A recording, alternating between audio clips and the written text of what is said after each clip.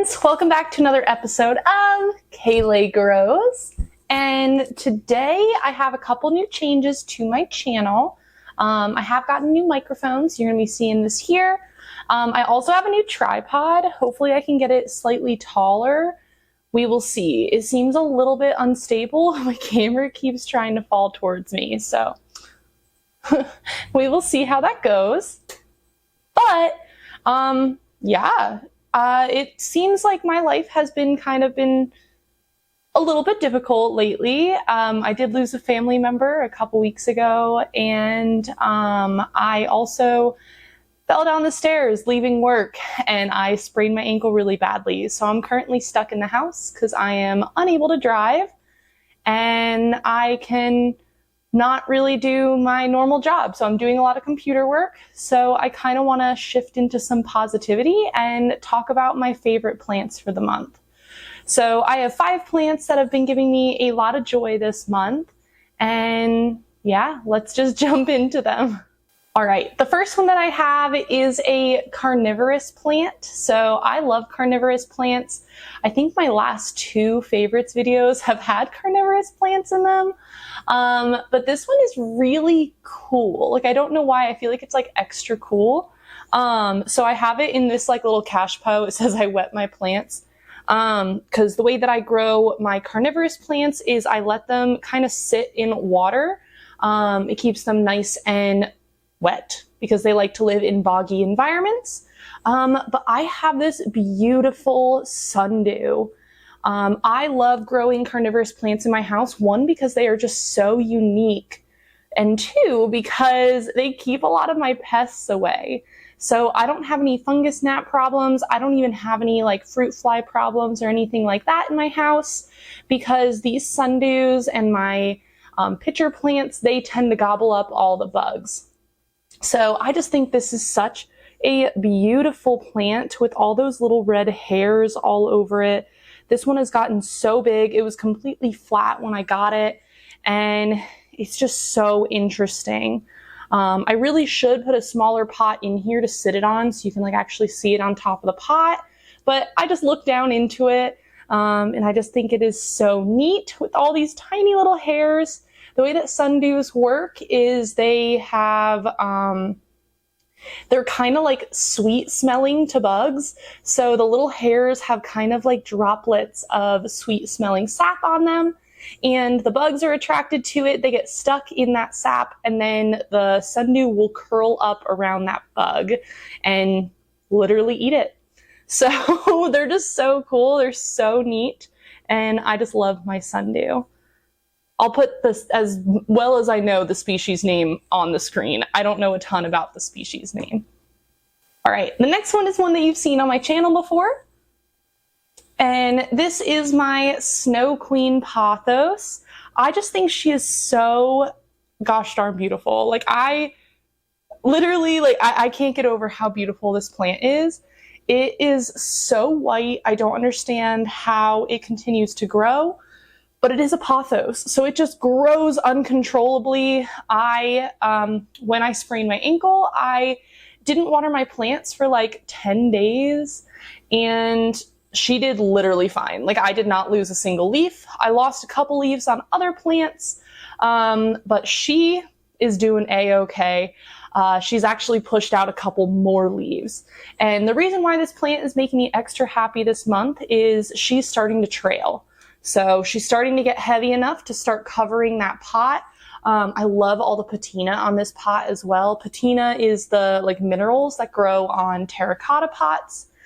And I just think she's so beautiful. This strand especially is just so long. She's actually starting to grow back up, and it's just so interesting. Pothos are some of my favorite plants, and they're just so easy, so great, and I love her.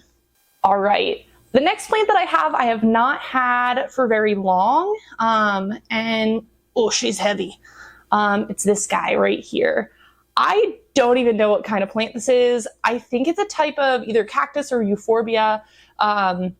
I don't really know much about it. I love all like the white striping on it. I just think it's so neat and interesting. I've never seen anything like it before. I have only had this in my house a couple of weeks. My coworker was getting rid of a bunch of plants, and he knows that I have a little bit of a plant obsession. So he asked me if I wanted a couple of them. I did take in two, this one and a snake plant. He has these rocks covering the soil. I think it's just supposed to be like pretty, and I think it helped with fungus gnats in his house. But it's just like aquarium gravel. But I just think it's so beautiful. I actually have this pot sitting in another pot because I don't know where to put this one to have plenty of light for it. So it's sitting with my big apple cactus, and it's pretty funny. But yeah, this one is just really neat, very interesting. I don't think it's really grown much since I've gotten it, maybe a tiny, tiny bit up here. But yeah, the white and the green, just so strange, so weird. I love plants so much. All right, plant number 3 for this video, I'm gonna have to lean back a little bit, is this beautiful string of spades. So this one again was absolutely tiny when I got it. I only got it at the beginning of this year, and she had a couple of strands that were maybe like this long, and it has given me all of this growth. It's literally like all tangled, all growing up inside each other.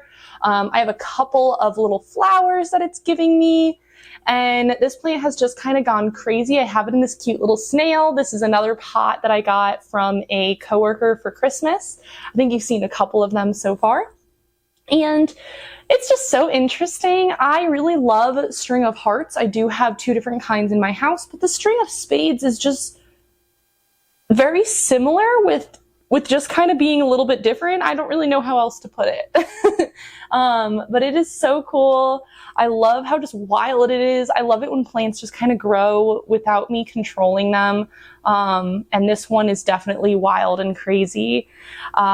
So easy. She's just giving me so much life. She hangs off my kitchen counter into my living room, and I just think she's so gorgeous and so cool. Ugh. Okay, and then the last one that I have is pretty big. This is my Thimatophyllum sprucianum. She is just absolutely gorgeous. I think it's so cool the way that this plant grows in. I do have another leaf coming out up here. Right here is that new leaf, and it kind of just grows on top of each other. I always have a similar amount of leaves as this one. I actually do need to, I just watered her, so she's still a little bit limp. She is in this cement pot. So I got both of these from a local plant shop in Wilmington, North Carolina when I was still living there. So this pot is by Moki, and this plant is from the Plant Outpost from Wilmington. And I just think she's so gorgeous. This is one of my all-time favorite plants that I've ever had, just because it is so cool. This is just one leaf, like all of these pieces right here. She's gotten so big. I think when I first got it, it only grew like pieces of 3.